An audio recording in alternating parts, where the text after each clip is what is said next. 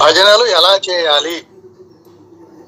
హరినామ సంకీర్తన చేసేవారికి దేవతలు కూడా ప్రణామం చేస్తారని భాగవతంలో శ్రీ సుఖ మహర్షి చెబుతాడు.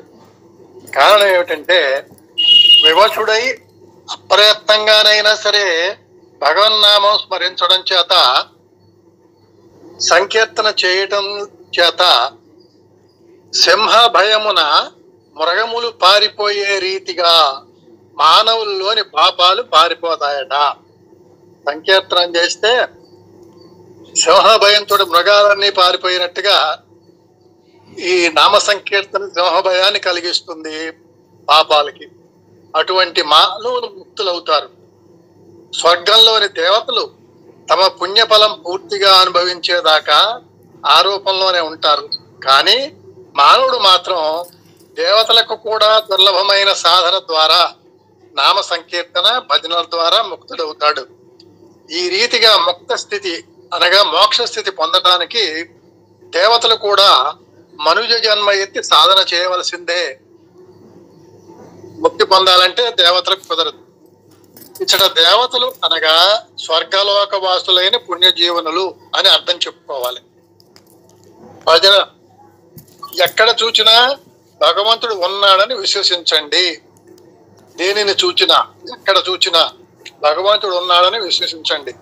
వ్యవధి చిక్కినప్పుడు అంతయు ప్రేమోన్మత్తులుగా ఉల్లాసంగా ఆయనను కీర్తించి ఆరాధించి తరించండి అంటారు భగవాన్ శ్రీ సత్యసాయి.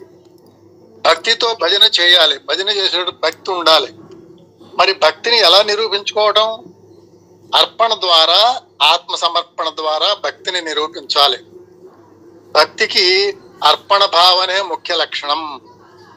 అందరూ మెచ్చుకుంటున్నారా నా పాటకు, నా భజనకు, ఇటువంటి దృష్టి లేకుండా భక్తికి అర్పణ భావన ఉండాలి.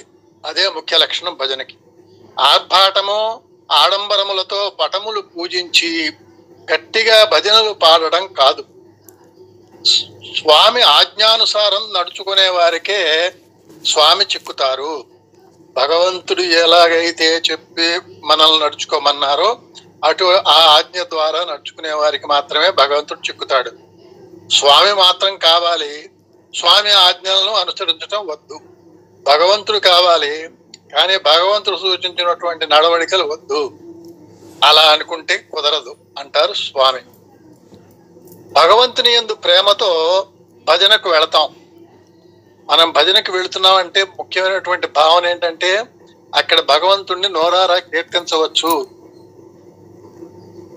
సా పర ప్రేమ రూప అని భక్తికి నిర్వచనం. సా పర ప్రేమ రూప అని భక్తికి నిర్వచనం. అనగా పరమ ప్రేమే భక్తి, భగవంతుని ఎడల ప్రేమే భక్తి. అయితే నేను స్వామిని ప్రేమిస్తూనే ఉన్నాను అనుకోవచ్చు. అంత మాత్రాన కూడా మన భక్తికి పరిపూర్ణత లేదు. ఆ ప్రేమకు తగిన సద్గుణములను అభివృద్ధి చేసుకుంటూ పోవాలి. నాన్నంటే గౌరవమే, కానీ నాన్న చెప్పినటువంటి మంచి పనులు, మంచి నడవడికి అలవాటు చేసుకుంటేనే దాని యొక్క నాన్న మీద ప్రేమ, గౌరవం ఫలిస్తాయి తప్ప, నాన్నంటే ప్రేమే కానీ నాన్నకి ఇష్టం వచ్చినట్టు నడవకపోతే అది సరైనటువంటి నడవడిక కాదన్నమాట. ఈ విధంగా భజనలో పాల్గొనే భక్తునిలో ప్రేమ, సద్గుణాలు కూడా భజనల వల్ల అలవాటు అవుతాయి. అయినా ఈ భజన ఇంకా సిద్ధిని చెందటం లేదు. ఎందుచేత? భజనలు చేస్తున్నారు, 40 సార్లు చేస్తున్నారు, మైకులు పెడుతున్నారు, 108 సార్లు చేస్తున్నారు, భజనలు చేస్తున్నారు, కానీ సిద్ధి ఎందుకు రావటం లేదు? దానికి చెప్తున్నారు, కృష్ణ కృష్ణ అని నోటితో పలకవచ్చు, అయితే తృష్ణ తృష్ణ అని అంతఃకరణం మాత్రం ప్రతిధ్వని చేయును. సత్యము, ప్రేమ, త్యాగము లేక భగవత్ చింతన చేస్తే అది వేషం మాత్రమే అవును. కాబట్టి భగవత్ చింతనకి సత్యము అంటే రుజువర్తనము, ప్రేమ, భగవంతుని ప్రేమ అనగా అందరిలోనూ భగవంతుడు ఉన్నాడని అందరినీ ప్రేమతోటి చూడటం, అలాగే త్యాగము. త్యాగం అంటే ధన త్యాగం అని కాదు, మన దగ్గర ఉన్నటువంటి దుష్ట భావనల యొక్క త్యాగము. ఈ 3 లేకపోతే భగవత్ చింతన చేస్తే అది వేషం మాత్రమే, భక్తుని వేషం మాత్రమే అవుతుందంటారు స్వామి. కాబట్టి భజనకి సత్యము, ప్రేమ, త్యాగము గోకులంలోని గోపికల వలె ఒకే మనసుతో కీర్తించాలి, భజన చేయాలి అని స్వామి ఆదేశం. మనం భజన చేస్తూ ఉండగా మనలో ఎంతమందికి ఒకే మనస్సు ఉంది, ఎంతమందికి అన్య మనస్కత ఉంది, అది ఎవరికి వారికే తెలుస్తుంది. శరీరం అక్కడే ఉంటుంది, మనస్సు పరిపరి విధాలుగా ప్రయాణం చేస్తూ ఉంటుంది. కాబట్టి ఎంతమందికి ఒకే మనస్సు ఉంది, ఎంతమందికి అన్య మనస్కత ఉంది. వృక్షము క్రింద చేరి గట్టిగా శబ్దము చేస్తే ఏమవుతుందంటే కొమ్మల మీద పక్షులన్నీ దూరంగా పారిపోతాయి. మన జీవితం కూడా ఇటువంటిదే. మన జీవిత వృక్షంపై కామ, క్రోధ, లోభ, మోహ, మద, మాత్సర్యములు అనేటువంటి అరిషడ్ వర్గాలు అనేటువంటి పక్షులు గందరగోళం చేస్తున్నాయి మన జీవిత వృక్షం మీద. హృదయాన్ని మలినపరుస్తున్నాయి ఇవి. కనుక మీరు రామ, కృష్ణ, గోవింద, నారాయణ అని శబ్దము చేస్తే అవన్నీ ఎగిరిపోవును, మీ హృదయ క్షేత్రము కూడా శుభ్రమగును అన్నారు స్వామి. అందుకే భజనలో పాల్గొనుట. కొందరు ఈ రోజుల్లో అంటూ ఉంటారు, మాకెందుకు లేండి భజనలు, మేము ఇంకా ఆ స్థితికి రాలేదు, పెద్దవాళ్ళం అవ్వలేదు, మేము ఇప్పటికి ఇంకా అపవిత్రులుగా ఉన్నాం అంటారు. భజనలు నిజానికి మనలోని అపవిత్రతను పోగొట్టి మనల్ని పావనం చేయటానికే.